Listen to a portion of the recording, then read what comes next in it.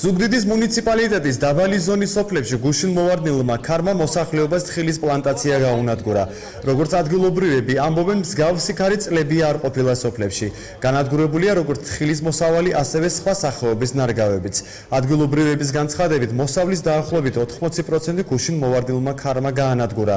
დაზარალებული მოსახლეობა დახმარებას ადგილობრივი ხელისუფლებისგან ითხოვს. კერძოდ ისინი ითხოვენ შეიქმნა სპეციალური კომისია, რომელიც თითოეულ ოჯახში ზარალს დაითვლის, ხოლო ზარალის ანაზღაურება ადგილობრივი ხელისუფლების გამოხდეს.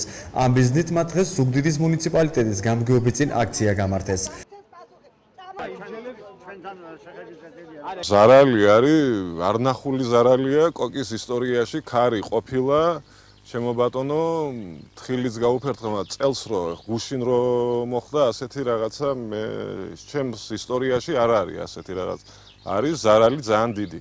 მინიმუმ 50% თხილი განადგურებულია. მინიმუმ 50%. ხელისუფლების შემოსავალი ჩვენი სოფლისა ეს არის. მეტი არაფერი შემოსავალი არ გვაქვს და ესეც გუშინ მოსულმა ქარმა მთლიანად დააზიანა ყველაფერი. ეხლანდელი ახალი შემოსავალი კი არა, მომავალი შემოსავალიც არის დაზიანებული, იმიტომ რომ ახალგაზრდა ტოტები რაც ასხია, ყველა დამტრეული არის.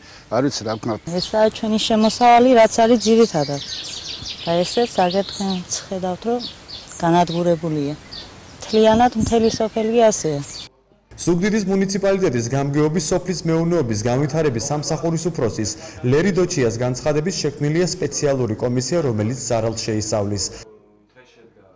შესაბამისად შექმნილია კომისია, დღეს რაც შეეხება აღნიშნულს შეხვედრას, რამოდენიმე სოფლიდან მოსახლეობა მოვიდა გამგეობაში, აინტერესებდათ თუ როგორ მიმდინარეობდა პროცესები, გამგეობაში დაბარებული იყვნენ წყობილები, რომლებსაც განემართათ, თუ როგორ უნდა მოხდარიყო აღწერა ბენეფიციარების, რამოდენიმე დღეში გვეცოდინება დასკვნა ზარალის შესახებ. მოსახლეობის განცხადებით, მათ მოსავალი სადაზღვეო კომპანიებში ირაოსა და აისი ჯგუფში ჰქონდა დაზღვეული.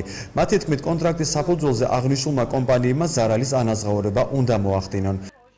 ეს საბუთი დამაშნია ბეჭედიც არის, ყველაფერი არის. თუ ეს სახელმწიფოა მომცემდა, თუ სიაფანტებით არიან სავსე, იქ ააფეთქო უნდა პარლამენტში ვიზიან. იმათი მოტანილია ეს ყველაფერი აგერ დარეგისტრირებული. ამის იმედი მქონდა, მოვიდეს ის კაცი, ვინც ფული აიღო ჩემგან და რაც მეკუთვნის ის გადამიხადოს. გამოიყოს სასწრაფო კომისია. შეისწავლონ ფაქტი, არაზედმეტ და რაც არის ვადებული სახელმწიფო გაიღოს ამ გაჭირვებულ ხალხებზე. მოვიდეს კომისია, ნახოს ზარალი. 80% განადგურებულია ჩვენი მოსავლის. ჩვენ ყავს სტუდენტები, პატარა ბავშვები, მოხუცები. ჩვენ ვარსებობთ მხოლოდ თხილით. ეს არის ჩვენი საარსებო ერთადერთი წყარო. რა ვქნათ, რითი ვიარსებოთ. სადაზღვეო კომპანია აისი ჯგუფში ამბობენ, რომ მოხდართან დაკავშირებით კომპანიის მონიტორინგი ჯგუფი მოკვლევას იწყებს და ზარალის შეფასება ადგილზე მოხდება.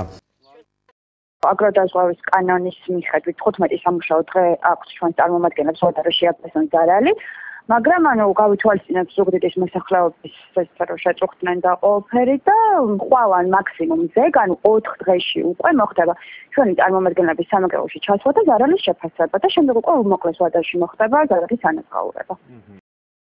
მოსახლეობის განცხადებით, წელს თხილის განსაკუთრებულ მოსავალზე ელოდებოდნენ.